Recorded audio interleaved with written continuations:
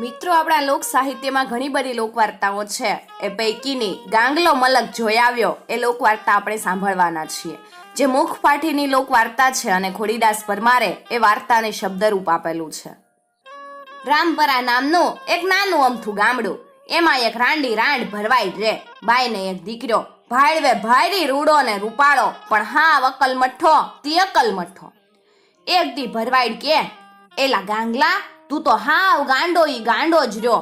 તને ભાન બાન કઈ આવશે કે નહીં? આ ગામમાં તારી હારતના હંધાઈ છોકરા તો હેમ ને મજાના ઘરબાર હાચવે, મોંઘી હોંઘી હીજ વસ્તુ હાચવીને હંતાડી રાખે. ઈ માયલું તું તો લગરી કે નો શીખ્યો. તે ગાંગલો કેતો, હોવે માડી, હવે હું કાંઈ નહીં ભૂલું.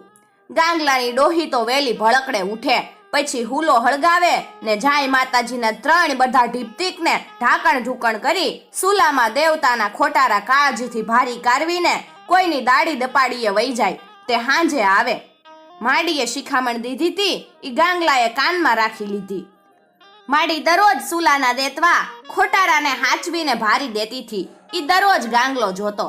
એણે મનોમન વિચાર્યું કે માડી કેસે ને હોંઘી મોંઘી ચીજ જણસ ઈ આવડી આ જશે, લાઈવ આજ એને જ ક્યાંક હું હંગરી દઉં ને પછી માડીને કહીશ કે જો માડી, હું ડાયો શું કે ગાંડો. અને એક દી માડી દાડીએ ગઈ તાણે ગાંગલે તો સુલાની આગળ વખોળી અને માયલી પાછી દેવતાના ખોટારા કાઢ્યા અને નળિયામાં લેતોક ને ઈના ઘર પડખે પરામાં પટેલનો વાડો હતો. તે પટેલે કડબની ગંજી ખડકેલી. ઈ ગંજીના થડ એંઠાણમાં જઈ એ દેતવાના ખોટારા ઈને હંગરી દીધા. પછી તાળી પાડીને કે, આજ હાંજે માડી આવશે તાણે વર્તાડીશ કે જો માડી, તારો ગાંગલો ડાયો કે ગાંડો. આય દેવતાના કોટારા હંગરીને રાખ્યા છે ને. એમ હરક ફદુડો થાતો થાતો ગામમાં હેંડોઈ ગયો. એક તો ઉનાળાનો સૈતર મહિનો, વાયરા ફૂકાય. ઈમાં ગાંગલે તો ગંજીના મૂળમાં જ દેતવાના ખોટારા હંગરેલા. ઈથી વા લાગતા તો ગંજી માંડી હળગવા અને પછી તો લંકા લાગી ગઈ અન માડી સે ધડ ધડ જગવા. ગંજી જગતા તો ગામમાં દેકારો છો. માણસો તો દોડ્યા દોડ્યા વાટે આવ્યા અને પછી કોઈ ધૂળ નાખીને તો કોઈ પાણી નાખીને મીંડ્યા ગંજીને ઓલવવા. તે ગાંગલો તો હળી કાઢીને હળકતી ગંજી માથે દોડ્યો ગયો. બધા કે, એલા અય ગાંગલા, ન્યાય ક્યાં મરહ? ઈ આગમાં હળગીને ભરથું થઈ જાય ભરથું. તાણે ગાંગલો કે, ઈમાં મારા દેતવાના ખોટારા ભર્યા છે, તે ઈ ગોતવા જાવશું. તમે હવ ઈ હું કામ ઓલવો છો? બધા કે, શું એલા? ત્યારે ગાંગલો કે, એમાં આજ મેં દેતવાના ખોટારા હંગરી મેળ્યા થા, ઈ ગોતવા જાવું જોઈ ને. બધા કે, હજ ભૂંડા, તું અપાળીંગ તે અપાળીંગ જ રહ્યો. ગંજી માતે ખોટારા મેલાતા હશે? ખોટારા મેલાતા તો આગત થાય ને, બીજું કાંઈ થાય? તારા તે હું કાન કપાય. લે લે, હવે આ બધાયની હારે ધૂળ પાણી નાખીને માઇન્ડ ઓલવવા. માળો ગાંડિયો કીધો તે ગાંડો જ ને. હાંજે ડોશી આવી તાણે સૌએ ઠપકો દીધો. આવું હોતું હશે? તારા ગાંગલે તો બાઈ નખેદની કરી. પીટિયાએ દેતવાના ખોટારા લઈ ગંજીના મૂળમાં ભારીને લંકા લગાડી. માડીએ તો ગાંગલાને ઠપકો દીધો. જો રોયા, આવા વન્યાય કરી તો કોઈ ગામમાં રહેવાય નહીં દે. તાણે ગાંગલો કે, માડી, તું નહોતી કેતી કે હોંઘી મોંઘી ચીજ જણસને હંતાડીને રાખવી જોવે? તી મેં આપણી મોંઘી જણસને ત્યાં હંતાડી દીધી થી, એમાં મારો શું વાગ ગનો? તાણે માડી કે, પીટ્યા, હવે આવું ન કરતો હો. ક્યાંય આગ લાગી હોય, 2 પાહ માણસ ભેગા થઈને આગ પાહે ઊભા રહીને જોતા હોય તોય આપણે તો આગ ઓલવવા જ માંડવી. ધૂળ ઢેફા પાણી નાખી આગ ઓલવી નાખવી, સમજો ને. ત્યારે ગાંગલો કે, માડી, હવે ઈ નહીં ભૂલું હો. ગાંગલો તો ગાંગલો જ રહ્યો. એક દી માડી ભારે વહમી થઈ ગઈ. ગાંગલાને ખૂબ ટીપો ને ખીજાણી. રોયાને કઈ ભાઈ જ ન થાવતી. મલકના છોકરા કેવા ડાયા છે. કોક દી ગામની બહાર જા, મલક જો તો કઈક સમજણ પડે, ભાન આવે. ગાંગલો તો ઈજ ટાણે કરો જ નો માર્યો, મોઢા પધોર માંડ્યો દોડવા. તાણે ગામના માણસ કે, ગાંગલા ક્યાં ખેતાવ્યા? તો કે, માડી મારે છે. ઈ કેસે મલક જો મલક, ઈથી કઈક ભાન આવશે, તે મલક જોવા જાવશું. ઈ તો વાજો વાજ દોડતો દોડતો ઉપડ્યો છે. હાંજે એક વાડી પાસે આવી પોગ્યો. વાડીને શેઢે 4-5 જવાન માટી કરગઠિયા કાંટાનો ભડકો કરી સક્કરિયા શેકે. ગાંગલો તો હડફ કરતો ન્યા આવ્યો ને માડીની શિખામણ સાંભળી. 2-5 માણસ ઊભા હોય, આગ લાગી હોય તો ધૂળ ઢેફાળાથી ઓલવવા માંડવું. ઈ તા સેઢા માથે સડતોક ને એલા વાગ આગ એમ કઈ સક્કરિયા શેકતા હતા. ઈ ભઠ્ઠામાં ખોબે ને ખોબે ધૂળ ને ઢેફા મીંડો નાખવા. ઓલા માટીરિયો કે એ કોઈ જવાન આ હું કરસ? ઈ આગ નથી હો, ઈ ભઠ્ઠામાં તો અમે સક્કરિયા શેકવીશ. તાણે ગાંગલો કે એમ તમે સક્કરિયા શેકો છો? ઓલા જવાનડાને કૌતુક થયું. ગાંગલાને ન્યા બેહાડ્યો, પછી હેકેલા સક્કરિયા થોડા ખવરાવ્યા, પાણી પાયું ને કીધું, જો જવાન, આવો ધૂળો બળતો હોય, માણસ પાસે ઊભા હોય કે બેઠા હોય તઈ ન્યા આગ નો લાગી કેવાય. ઈ તો હવ સક્કરિયા શેકતા હોય, ઈથી ઈ ધૂણો ઓલવાય નહીં હો.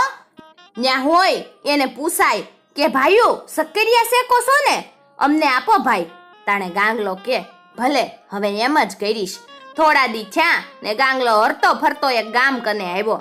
ન્યા મોરામાં જ મહાણ હતું. ગામમાં ભરવાડની એક ડોહી પાછી થઈ હશે તે મહાણમાં ઈની સેહ ભડભડ બળતી થી.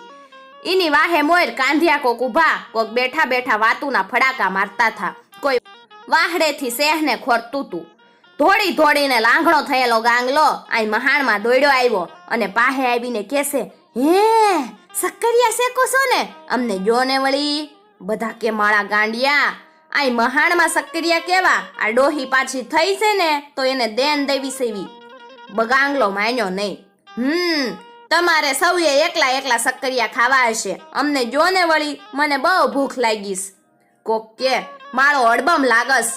એ જો આ સક્કરિયા ન હોય, આ તો મહાણ છે મહાણ. આ કઈ વાડી ખેતર નહીં. જો આ સાર થાંભલાળી સાપરી, ઈને હેઠે સેહ બળે છે ને, ઈથી એટલું સાંભળણમાં રાખવાનું કે આવી સાપરી હોય, હેઠે અગન જગતો હોય, ન્યા માણહું બેઠા હોય, તાણે કોઈક મરી ગયું જાણવું, ન્યા જઈને પૂછવાનું, આઈ કોણ મરી ગયું? બહુ ખોટું છું એમ. હું સમજો?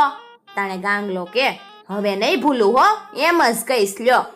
પછી તો છે ને ફરતો ફરતો એક ગામમાં આવ્યો. ગામમાં તો કણબીના ઘેરામાં લગન હતા. માંડવા હેઠ વર કન્યા સોરીએ ચડ્યાશે. સગા સાગવા ધી ધી વળીને ઊભા બેઠાશે. સોરીનો અગ્નિ ભડ ભડ બળે. આ બધુંય જોતા ગાંગલાને ઓલી વાત સાંભળી, આ નક્કી કોક મરી ગયું લાગેસ. ઈ તો હળી કાટતોક માંડવા વસાવે આવ્યો ને કે અરાઈ કોણ પાછું છું? બહુ ખોટું છું હો.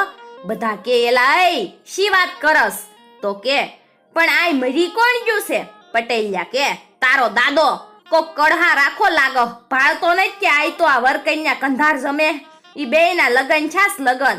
તું પૈણો છો કે નહીં? ગાંગલો કે ના રે ના, મારું તો વેહવાળે જ છું. ત્યારે પટેલિયા કે જો બે જણા પડખો પડખ બેઠા હોય, ઈની સામે છાણા લાકડા નાખીને તાપ કર્યો હોય ને વાહા મોર છોકરા સૈયા બેઠા ઉઠા હોય, તાણે બે જણાના લગન થતા હોય હો. ઈથી એમ પૂછાય કે કા પૈણો છો ને મારા ભાઈ? ગાંગલો કે ભલે, હવે નહીં ભૂલું. પછી તો માંડવેથી ગાંગલાને લાડવા ખવડાવ્યા ને કીધું, લગન થતા હોય ને લાડવા ખાવા માંગવાના હો ગાંગલા. ગાંગલો કે ભલે માંગીશ. ગાંગલો તો એમને એમ મલકમાં ફરતો ફરતો એક ગામડે પહોંચ્યો. શિયાળાની ટાઈડ કે મારું કામ. હોફરડો બોલાવતી હતી. વેલી હવારમાં જ ફળિયાના મોડવના ભાગે એક ખુખલી મુખલી ડોહી ને એક ખેમાનીયો ડોહો તાપણું કરીને બેઠા બેઠા તાપતા હતા. ટાઈડ તો હમાટી બોલાવતી હતી. ઈથી બેયે એક જ ધાબળો ઓઢ્યો હતો ને અડો અડ પડખો પડે બે બેઠા હતા. વાહે મોર જુવાન માટીડા પણ બેઠા હતા.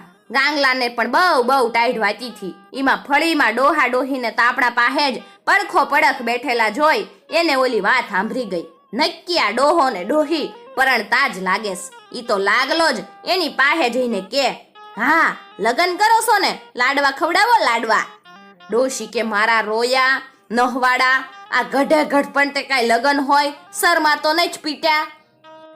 તાણે ગાંગલો કે લાડવા ખવડાવવા પડે એટલે ને, પણ તમો બે કરો છો તો લગન જ, લાડવા લાવો લાડવા. ડોહી ડોહો તો ખીજાણા. એના છોકરાને કીધું આ કોણ છે? જોવો તો ખરા, અમારી લાઈટ કરે છે કે લગન કરો છો ને શું, લાડવા ખવડાવો, કાઢો ઈ નહવાદાને અહીંથી બહાર. છોકરા ખીજાણા. ગાંગલો કે બહુ ભૂખ લાગી છે હો, કઈક ખવડાવો ને વળી. છોકરાઓને દયા આવી કે આ કોક અડબંગ લાગેસ, એથી રોટલા ખવડાવ્યા ને કીધું જો માટી આગ બળતી હોય, જ્યાં માણસ ભેગા થઈને બેઠા હોય, હાથ પગ શેકતા હોય, તાણે એને પૂછાય કે હા ટાઈડમાં તાપવા માંડ્યું ને, બહુ ટાઈડ વાય છે, ગાંગલો કે ભલે હવે નહીં ભૂલું. ગાંગલો ભમતો ફરતો એક દી સડ્યો એક ગામડે. ન્યા આવી ગયો અને ગામના ઠાકોર કોઈક વારે સડ્યાતા એમાં કામ આવી ગયા ને ઈના ઠકરાણા ઠાકોરનું શબ લઈ ગામના ખીલમાં જ ઝૂંપી માથે સડીને સતી થાતા તા. ઝૂંપી ભડ ભડ બળતી હતી અને વસાળે બેઠા બેઠા ઠકરાણા હવને હાથ જોડી જોડીને આશીર્વાદ આપતા હતા. ત્યાં કળે બળે ગાંગલો પોગી ગયો ને ઠકરાણાની પાસે જઈને કે, હા તાપડામાં હાથ શેકો છો ને, બહુ ટાઈટ ભાઈ છે કા, મને રોટલો ખવડાવો ને રોટલો. ત્યાં તો રામભા ને કેહુભા ને ખમાણ શંગ ને બધા ધોયડા આવ્યા. એલા એ કોણ છો, સી લવાળ્યું કરસ? તો ગાંગલો કે રોટલા ખવડાવો ને રોટલા, ભૂખ લાગીશ. બધા કે કોક અડબંગ લાગેસ, આ રોટલા કેવા, આ સતી થાય છે ઈને જ તો. તાણે ગાંગલો કે ઈ તો તાપે છે ને, બહુ ટાઈટ વાય છે. આ સાંભળતા ગામના જવાનડા ખીજાણા. બે પાહે બાંગલા લીધા ને થોડાક સેટે લઈ જઈને ગાંગલાને ફડુક ફડુક કરતા બે પાહ વાળી દીધા. હાથ પકડીને હડબડાવ્યો કે રોટલા ખાવા છે એમને? તો કે હા. તો લે ખા રોટલા એમ કઈ વળી બે પાંચ ઠઠાડ્યા ને પછી ધક્કાવીને ગામની બાયરો કાઢી મેલ્યો. માર પડતા જ ગાંગલાને ડોહી સાંભળી, ઘર સાંભળ્યું. જે દેશે ઊભો હતો ઈ દેશે રમકાવી મેલ્યા તે પોતાના ગામ પોગી ગયો. દોડતો દોડતો માને ગળે બાંધી પડ્યો ને કે, માડી માડી હું મલક જોઈ આવ્યો છું અને ડાયોય થઈ ગયો છું હો. ને ગાંગલાભાઈ થઈ ગયા ડાયા. મિત્રો, આવી જ બીજી લોકવાર્તાઓ સાંભળવા માટે ચેનલને જરૂરથી સબસ્ક્રાઇબ કરી અને સાથે આપેલું બેલ આઇકોન પ્રેસ કરજો, જેથી આવનાર નવા વિડીયોઝની નોટિફિકેશન સૌથી પહેલા તમે મેળવી શકો.